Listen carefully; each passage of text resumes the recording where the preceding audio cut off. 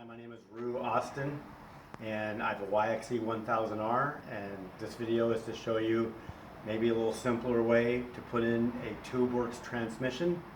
I just got the transmission back, and I'll give you some ideas of how to put it in and how to take it back out, same thing.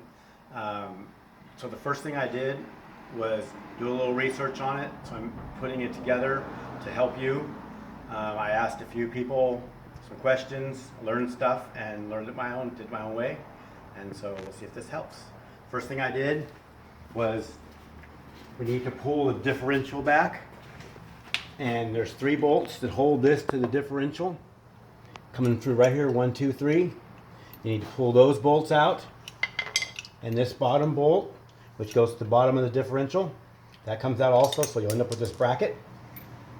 And then the 3 bolts, the 2 bolts up here are the main bolts right there that hold it to the frame. Those need to come out.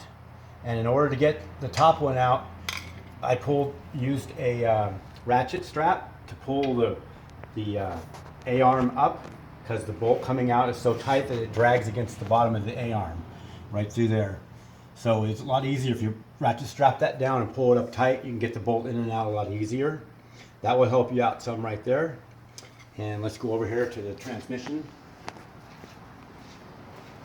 Here's the YouTube transmission, tubeworks transmission that I did from tubeworks, and they did everything for me. They did the 3070 drop in gears and the clutch mod.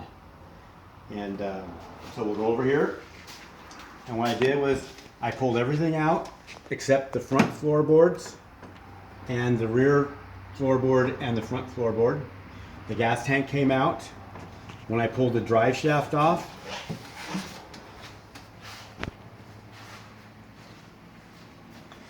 I marked the U-joint so they all go in the same spot on the engine, and I also marked where it goes into the transmission on the U-joints there, so they all line up exactly right. I put a little spacer thing out here to hold this up, because that'll help you get the transmission out. Because when this is sticking down here, it's hard to get the tranny out. So I put the battery box thing on there. But anything to do that. Basically, the tank has to come completely out. And if you pry this back right here with a screwdriver, you can get to all the tank bolts. Let's go around to the other side.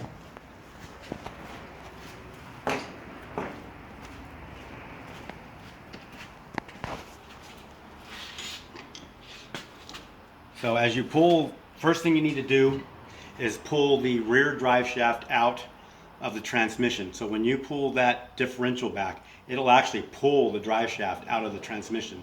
There's a spring inside there, and that spring needs to come back in when you put it back together. So you put the drive shaft right next to the yoke, and you get the spring in there and use a screwdriver and pop it back in. On the front one, as you're wiggling the transmission out, the front drive shaft will slide out on its own. So what I did was I put 2 marks on the front drive shaft, right there and right there. So that way I can slide them into their yokes, and I can make sure that the front U-joint is in the same position as the back U-joint when I put it together.